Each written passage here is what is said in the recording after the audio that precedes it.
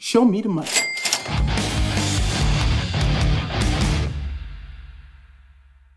Bom, a gente segue aqui no Global Voices, estamos neste momento com ele, Caio Megali, que é economista-chefe da XP, nosso conterrâneo, né? De tromba ali no escritório. Nos elevadores do SPCT. Sim, e vai aparecer cada vez mais aqui neste canal, podem ter certeza disso. Eu vou abrir com uma pergunta, porque naturalmente a gente tá gravando no dia que antecede a divulgação do pacote fiscal aqui. Então a gente não vai te colocar nessa sarjeta aqui que a gente é amigo, não vou fazer. Vai que na 360 ele vai lá e desconta depois, né? Mas eu queria falar um pouco de cenário global, né? O tema que talvez seja o mais relevante para a formação de preço é com certeza a dinâmica americana. A economia americana demonstra ainda estar muito forte, né? Fortificada. A gente teve definição de eleições. Estávamos discutindo depois da eleição, naturalmente, a formação da equipe de Trump. E ele foi trazendo os nomes, né? A gente fez um episódio recentemente com o Paulo Leme, que é o chairman do GAAC da XP.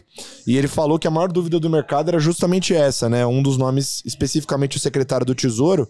E que ele mesmo colocou ali, né? Putz, a gente não espera que venha um nome tão pró-mercado, que seja tão positivo. E a gente teve a nomeação agora, veio o Scott Bessent, que é um nome forte para mercado, um nome bom para mercado, e mercado inclusive Dado toda a preocupação que tinha de fato com o fiscal americano, né, e corte de impostos que Trump promete fazer para as empresas, então era necessário ter alguém com esse perfil lá dentro. Ou seja, um nome bem forte que fortalece ainda mais essa leitura de uma economia americana que deve seguir bem, com bons sinais. Mas eu queria saber de alguém que realmente entende do assunto. Vamos né? parar de Ao buchitar. invés de eu ficar buchitando aqui. Então, Caio Megali, qual é a sua visão em relação a isso? Valeu, Cola. Não, bom estar aqui com vocês de novo nesse bate-papo.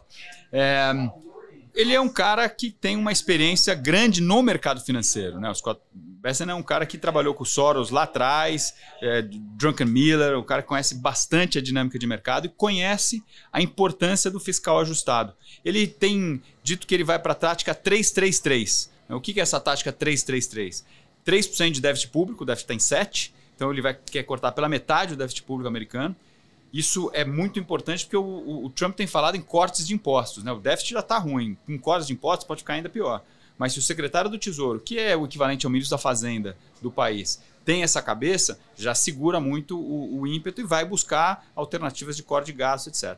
3 de crescimento de PIB potencial, é um pouquinho mais do que os Estados Unidos vem crescendo, ou seja, manter consistente esse crescimento atual, e 3 milhões de barris de petróleo por dia de produção, ou seja, voltar a ser uma superpotência energética. Então, o mercado olha para isso, olha para a experiência dele, olha para essa visão mais equilibrada da economia e reage positivamente.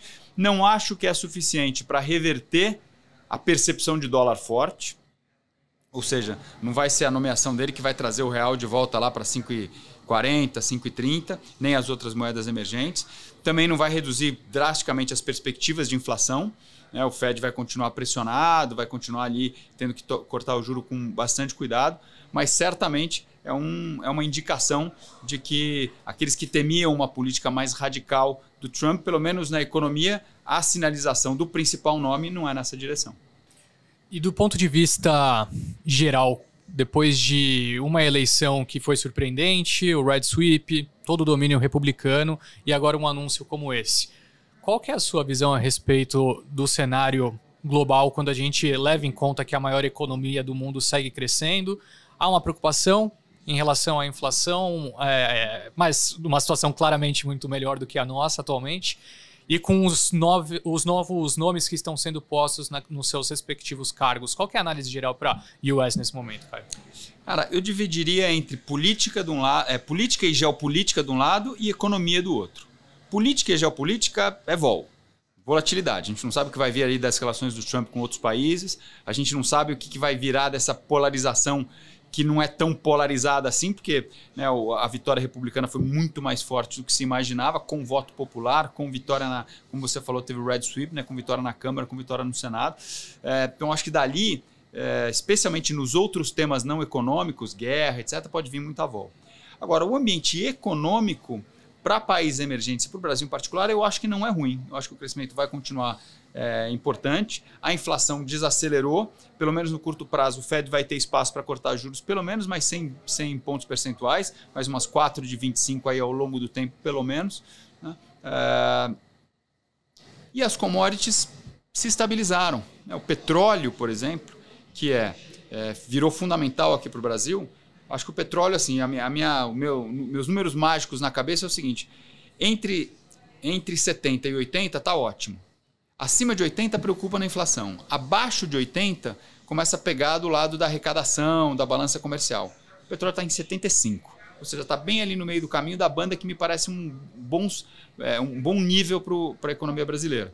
O mundo vai continuar dependendo de commodities, mais ainda, porque esse conflito armado e esses conflitos geopolíticos, eles dependem de metais, mas dependem muito de energia e muito de alimentos. E o Brasil é o grande fornecedor global desses temas, né? E o tema da energia renovável, economia verde, continua muito forte, independente de qual for o governo nos Estados Unidos, independente de outros governos, e o Brasil também é o grande fornecedor de energia limpa do mundo. Então, acho que assim, do ponto de vista internacional e do ponto de vista econômico, o Brasil está bem posicionado. Agora, acho ótimo esse seu comentário, e aí aprofundando um pouco mais no tema, por mais que o ambiente seja favorável, você ainda tem que saber colocar a prancha e pegar a onda, né? E isso acho que é a maior preocupação do mercado. Não quero entrar, obviamente, aqui no detalhe da questão fiscal, até porque eu falei que eu não ia fazer isso contigo, mas é meio difícil não comentar, né? Pelo menos por cima.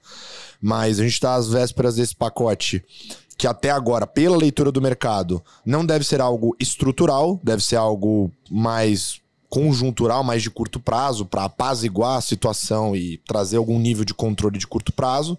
Não é algo que vai resolver toda a história da trajetória da dívida. Você tem uma política monetária que tenta se colocar num ambiente restritivo e parece que não consegue fazer isso, dado que você está acelerando no fiscal, né? Então a gente não para de subir juros. E os sinais da economia continuam acelerando, a gente vê a inflação realmente voltando para cima, né? Então é um ambiente complicado nesse sentido, né? E a parte que mais machuca, talvez, na leitura do governo, no dólar, né? O dólar que segue fortalecido, especialmente contra a moeda local, e que testa a leitura de fundamento dos modelos que o seu time faz lá, né, para dizer quanto que deveria ser o preço justo do dólar. E aí, nessa dinâmica, com o ambiente americano desse jeito, como é que você enxerga o ano que vem, né? Parece que se desenha realmente um cenário onde Estados Unidos vai continuar sendo uma draga de dinheiro do mundo, tanto para a bolsa quanto para títulos públicos, vai continuar puxando o dinheiro do mundo, e o Brasil talvez perca essa onda que você está colocando aqui bem feita, né? Como é positiva essa onda para o Brasil, teoricamente. Como é que você vê essa relação? Assim, apesar dos Estados Unidos, como você falou, ser uma draga de recursos, porque os juros lá estão mais altos, tem muito dinheiro para ativos mais arriscados. Tem muito dinheiro para emergente. E falta emergente no mundo. A gente assistiu um painel aqui no evento do Global Voices, lá com o Berenguer e com o Funchal, e o Berenguer colocou claramente, assim, falta opções de investimento. Então, dá uma arrumada na casa aqui, que acho que o Brasil vai ser um foco importante de atração de recursos. Agora, o que significa essa arrumada na casa e por que o fiscal é tão importante nesse cenário? Porque assim, e aí independente do pacote, tá? A gente vai continuar com despesas que crescem acima da inflação. A gente está batendo recorde de arrecadação esse ano, não está sendo suficiente para fechar o buraco fiscal. Então a dívida vai continuar subindo. Na cabeça das empresas, na cabeça da economia real, assim, dívidas crescentes significa duas coisas: ou mais impostos ou mais inflação em algum momento do tempo, né? As expectativas de inflação acabam sendo contaminadas e o prêmio de risco é contaminado, né? A inflação sobe, o câmbio sobe. Como o câmbio subiu, sobe mais as expectativas de inflação. Sobe as expectativas de inflação, o Banco Central é obrigado a reagir. A percepção de reação do Banco Central pode gerar aumento de prêmio de risco. Então você vai criando um ambiente aqui que em algum momento ele precisa ser estancado, né? De percepção de risco pior, né? Essa tentativa do pacote é uma delas, mas eu acho que a gente tem que ir além disso e tem que sinalizar claramente que ao longo do tempo a economia brasileira tem condições de ficar mais equilibrada. Porque se não tiver condições, especialmente num ambiente internacional, que ainda que positivo, é um ambiente mais inflacionário, a gente não vai conseguir trazer a inflação para 3% aqui, que é a meta do Banco Central. E aí tem uma coisa que não está fechando, né? Você tem aqui um ambiente fiscal internacional de mais inflação e uma meta do Banco Central de 3%, e o Banco Central dizendo que vai trazer para 3% no matter what, né? Não importa o que, ele vai trazer para 3%. Qual é a Selic que equilibra esse negócio? 13, 14, 15? Sei lá, né? O mercado fica um pouco sem parâmetros, um pouco sem saber o que coloca na conta. Até porque você não sabe qual vai ser a inflação. A gente sabe que o juro real vai ter que ser 5, 5,5. Mas 5, 5,5 com uma inflação de 3 e uma Selic de 8, 9, ou com uma inflação de 8 e uma Selic de 14, sei lá. Né? Então, é esse tipo de baliza, de parâmetro, de previsibilidade que o equilíbrio das contas traz. É por isso que o fiscal se tornou tão importante. Caio, mais cedo a gente teve a oportunidade de falar aqui com o presidente Michel Temer. E quando a gente olha para ele, vem aquelas lembranças muito claras das reformas que foram feitas, a dificuldade, né, naquele momento de conseguir criar uma situação de união no país por tudo que tinha acontecido, mas a verdade é que depois do início do governo dele e até parcialmente, eu acho que durante o governo Bolsonaro também, pelo menos os 2 primeiros anos, ou até um pouquinho mais do que isso, a gente viu várias tentativas de organizar, né, a casa, reformas sendo executadas, porém a gente já, enfim, nós já estamos 3 anos à frente disso e aparentemente novas situações foram impostas e a gente precisa colocar a casa em ordem mais uma vez. Com base na sua experiência até de governo, e claro, falando aqui de fora parece muito fácil. Tem que fazer uma reforma, faz aí em 2 dias, mas é difícil, essas negociações não são fáceis.